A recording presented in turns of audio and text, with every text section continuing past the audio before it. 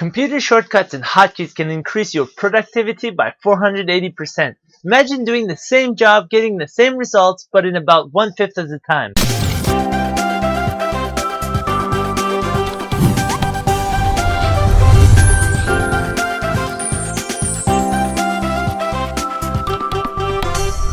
Hey, good day folks, I'm Givogue, your friendly host here for Career FH. Computer shortcuts and hotkeys, what are they exactly, and how can they improve your business productivity? What about a systematic approach? I'll get into that, but first let me share a story with you. When I was hired as the man in charge for a special project at Fisheries and Oceans Canada, it was certainly not for my good looks, but rather for my discipline, productivity, and performance results that I was able to get to other people in the past. Here's how it all went. I was working on set of the TV show Rain as a stunt performer. That's when I got the call from a manager at Fisheries and Oceans Canada. She called and right away identified herself. She knew who I was and my work ethics because of a prior recommendation that she received. She also knew that my career as a stunt performer took precedence over everything else that I did, but that in between contract, I was open for side contracts if the pay was right. After clarifying our terms, it was a done deal for about 4-month contract to establish a systematic approach. As soon as I came back from Toronto, the next morning I went to the office where she introduced me to my 2 employees. There was 3 more starting the day after. It was very chaotic to say the least. Because it was such a new project, there was no formal training, no efficient way or performance tracking, and lack of trained personnel. Here's just to give you an idea of the scope of the work. DFO changed the way vendors send their invoices to them. They went from a paper environment to a more efficient digital environment, but like all change, there's a steep learning curve. It didn't help that this new system change was incorporated 3 months before the end of the fiscal year, where all the invoices must be sent and processed before the deadline. First things first, when you're faced with a new project, the first thing you gotta do is to create your plan of action. You've got to sit back, overlook at the project needs and the goals the client wants to achieve and map it all out. In this case, it was to process all invoices by a certain deadline. You've also got to take a closer look at what you have as resources, and do you have the budget to hire more personnel, or do you have to increase personnel productivity? The department was limited on budget, so we had to maximize on personal productivity and focus on that area specifically. Once that was cleared out and figured all out, I knew what I needed to do. I looked at the current approach that was currently being used by shadowing my employees that had been working there for a week already. After a week of experience working on the project without a direct supervisor, I asked them the feedback on what could make their job a lot easier, and I took some notes on everything that made their life difficult. You'd actually be surprised on how much information you can gather just by talking to your frontline personnel. Then I proceeded to compile all the data. I took the old clunky paper tracking system and created an Excel template where all my staff had to send me their stats on a daily basis. This way now, my employees were accountable for their performance and productivity. Sadly, we had to let one person go after exhausting all other alternatives, communicating, offering more training, etc. But that person was just not reliable, not productive, and not open to changes. Those are the tough decisions, but you can't lead with your personal emotions. You've got to do a job, you've got deadlines to meet, and you've got a project to finish on time. It turned out to be great. It worked in our favor. We hired new employees that were a lot better and more efficient. We were a total of 6, 5 employees plus me. After redesigning the training, the workflow process, and showing how to operate the computer efficiently with computer shortcuts and hotkeys, my staff's productivity went through the roof. I mean, it went from an average of 25 processed invoices per person per day to an average of 120 processed invoices per person per day, with my top performer getting a total of 212 in 1 day alone. Can you see the improvement here? We've increased the productivity average by 480%. What would that mean for you and your business? Now, through good leadership, there are all kinds of other things that you can do to make your staff feel part of the team, and when the time is right for you, you can ask for favors in return, such as staying overtime, coming in on weekends, etc. But that's beyond this information session. Notice there's a lot of similar characteristics here in network marketing. You've got to be an awesome leader if you want to grow your business. You can't force productivity out of people, but they must be inspired and perform because they want to. Anyways, coming back to hotkeys, computer efficiency will save you lots of time, especially if you work on it all day long. There's a faster way than clicking away at everything that you see on your screen. Computer shortcuts and hotkeys basically are shortcuts to perform certain actions. Here's a list of the most popular ones. Alright, so CTRL S is save. So basically, the way I like to put my hands on the keyboard is the little pinky on the control, and then the S. I just click with my index. So I just come here, and then I just press CTRL S. For example, over here. Do any modification, and then I come in, CTRL S. Yeah, I think I press CTRL S this way. CTRL S. Yeah, it's easier that way.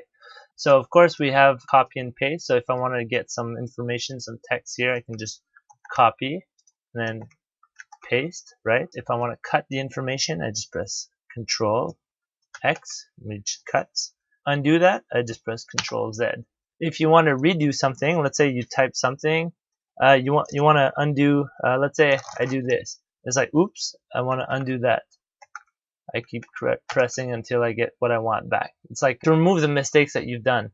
Let's say you've cut some information. Let's cut that, right? And I want to redo that. I just press CTRL Y. Now I can come in this way as well if I want. Oops. Okay, fine. Let's go CTRL Z. So basically, CTRL Y is redo. So CTRL Y is redo. So you redo whatever you undone. The underline, bold, italic. So if I just press CTRL underline, it's gonna underline my text, right? That's CTRL I is italic, CTRL B is for bold, CTRL U is for underline.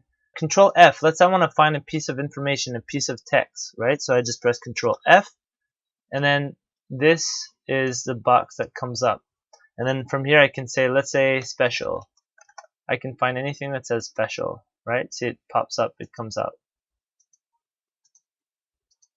So that's the CTRL F is the find dialog box. If I want to replace stuff, I can just go here, CTRL F, and then click on replace. I can find everything that says replace and replace it with stuff.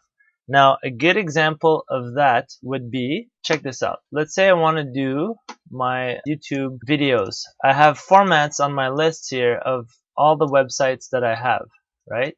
So I can go ahead and you see, let's say I want to change. When I create a new video on YouTube, all that changes this information here. See the X, J, all the way up to the Q. So I can just highlight that. So this information, I can press CTRL F and I can say replace that. And I can put my new YouTube video description, which could be like, I don't know, whatever it is, right? So, and then I can say replace all that with this. So replace all. And then it's going to say there's 25 replacements in all this. Do you want to change? Yes. And now you see all of that is my new code. So instead of going in one by one to manually right click and then paste or whatever, I can just do a CTRL F or CTRL H. Yeah, it brings directly to replace. And then you select whatever you want and then you paste whatever else you want in there. Let's say I want to select the text. If I use the mouse to select the text, I can highlight the text this way. Right click, copy or whatever, right? These are all actions that you're doing. Step, click, click, whatever. Now, if I want to go all the way down to the end, if I just click on end on the keyboard, it brings to the end. If I press the home, it brings back to home, right? So if you look at the key, that's what you can do. Now, if I press shift end, it selects the whole all the way up to the end. If my cursor is at the back and I click shift home, it brings me back home. Just like if I'm here and I want to select up to here, instead of clicking and dragging, I can just click and then press shift and then click, it selects it all. Another thing that you can do is shift just the right arrow. It goes one space at a time. See that? So that's cool. Especially let's say I want to select these words here. If I want, I press Control, my cursor jumps from word to word, right? If I press Control Shift, it jumps from word to word with the text, okay? But let's say I want to select all the information, but I don't want to have the space at the end. So that works. So I'll just get a Word document to show you what I'm trying to say here. Oh yeah, all the way to the top of the page is Control Home. It'll bring me all the way at the top of the page, and Control End will bring me all the way down at the bottom of the page. See, I was going to do it without actually explaining because it's so natural for me to. So I'm here. Instead of scrolling all the way up, I was just going to just to show you. Instead, naturally, I just want to click Control Home. I'm already at the top. Now, if I want to select the whole title, I just press the Shift End, right? So here, Shift End. And then from here, I would just, with the arrow key, come back down here. So again, so I can go to the home at the very top, Shift End, and then from here copy, and then I can Alt Tab, go to my window over here, scroll down, whatever, paste the information. Now if I want to undo that, just Control Z. Or I can redo that, right? So Control Z, I can redo that information. I can press Shift Home, and then I can delete. That's another way around it that you can do. Control A means select all the text. So instead of going all the way at the very top, scrolling all the way down, just Control A, or you can always press the cursor, Control Shift End, basically selects everything as well. So that's another way. Control Shift Home selects everything from top to bottom, or Control A just means selects everything. Also the print screen button, if you press print screen, see that? I just press the button print screen all the way down. Control End, right? Control Enter will bring you to another page. Control Paste. I just pasted the image of the print screen that I've taken. Now if I double click on this image, and then I can just go in here, crop, I can resize the image.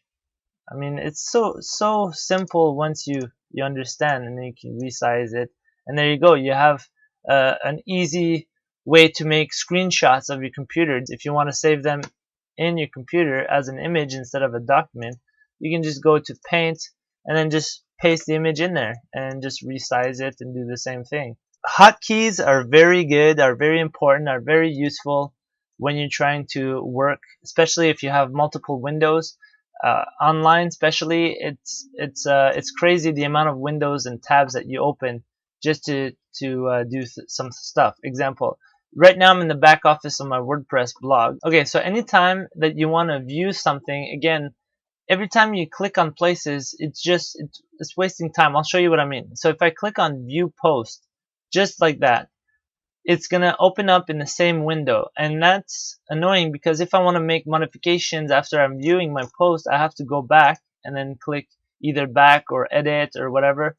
It's just a bunch of clicks that takes time. Every time the page is reloading, it takes a couple seconds, whereas I can just do my editing in here, click on Control will open a new tab. If I Control click on the link, it opens up a new tab. See that? So now what I can do is look at what's happening. I can come here, make some modification, click on Update. Once the update is done, you can see the little circle here. As soon as that's done spinning, I can just come in and press F5. F5 means refresh, or I can just go over here and click on the refresh sign. But now it's still spinning. So there you go. So now you click refresh, and then once the refresh is done, then you can see all the new updated modifications that you've just brought in.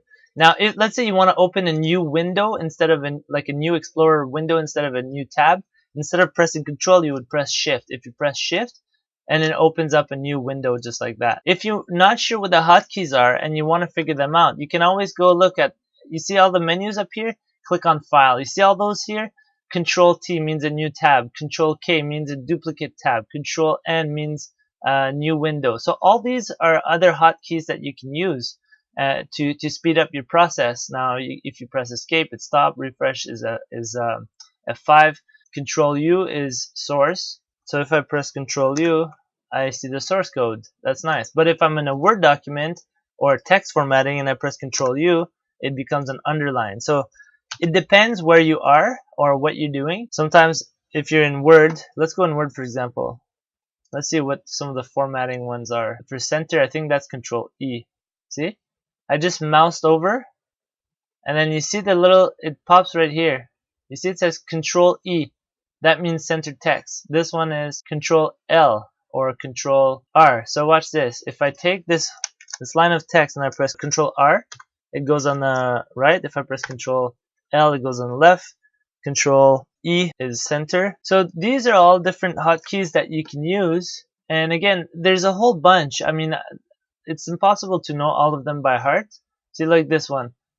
If you press Alt, Control, and apostrophe, or Alt, Control, quote sign, or whatever.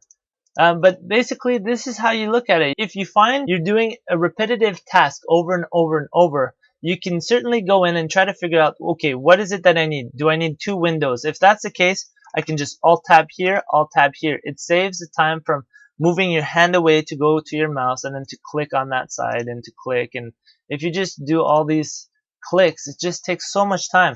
Boom, you just down arrow, select whatever you need, right? And then copy, paste. You just get the flow going fast. And it takes practice, but after a while you'll just get natural with it. You'll just be very good. Something else that I liked is the control click. Let's say when I'm doing video editing, I want to select specific videos. Instead of just like clicking and dragging one by one, I can click, and then if it's all the way up to here, if I press shift and then click, it selects all of that. Whereas if I press control, it just selects whatever I alt tab. The way I like to do it is I slide my hand backwards this way, and I press the alt with my thumb, and then from here I press tab with this finger here. So I just tab. And now once you press tab again, it just changes the screen on your computer. Now if you press shift with your index and then tab again, you can go backwards, right? Now you can also alt tab once, and then from here you can use the arrow keys to locate what you want. That's another cool trick. Oh yes, the alt tab, just like the alt tab, right? You can do this. The same works with the Windows key instead of tab. The Windows key, just put all your window this way, and shift will just go backwards. It's alright. It's the same thing as alt tab, but I mean, yeah. Essentially, the most important one is Control S for save, alt tab, copy, paste. So Control C, Control V, and then also the shift arrow or home, shift home, shift end, or control arrow, whatever like that. So let's say I want to copy this part until all the way up to here. Instead of using the mouse, I can just press control shift all the way back here, -1 space, copy, go back over here to my document, and then just paste the information. That's pretty much it for the basic ones. I mean, there's a whole bunch of other hotkeys. Like example, if I type in the window key and R, that's a command. If I want CALC, that's a calculator, for example.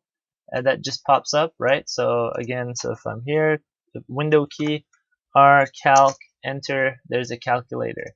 Once you can operate your computer efficiently, it saves you a lot of time. You can shave a lot of seconds here and there and basically maximize your efforts to get your results done as fast as you can. If you're not sure what are the computer shortcuts or hotkeys in a specific program, you can always click on File and look at the other menus in that program. Essentially, every action that you take through hotkeys can shave off a few seconds from moving your arm away from your keyboard all the time. It basically will affect your overall end result. After all, we can never buy back lost time. Therefore, we've got to make good use of it and use it efficiently to get our job done as fast as we can with the help of computer shortcuts and hotkeys, so we can go ahead and enjoy life after. What about you? How will you be using the computer shortcuts and hotkeys from now on? Share your thoughts and comments down below, and thanks for watching this episode of Career FH. Start your career from home today. If you want more tips and tricks on starting your own career from home, then come visit our blog at www.careerfh.com. There you'll find more in-depth videos and information to get you started and off the ground. If you got value out of this video, show us your appreciation by clicking on the like button, share it with your friends and family, and to get more videos like these, make sure you subscribe. Like always, have an awesome day, and cheers everybody!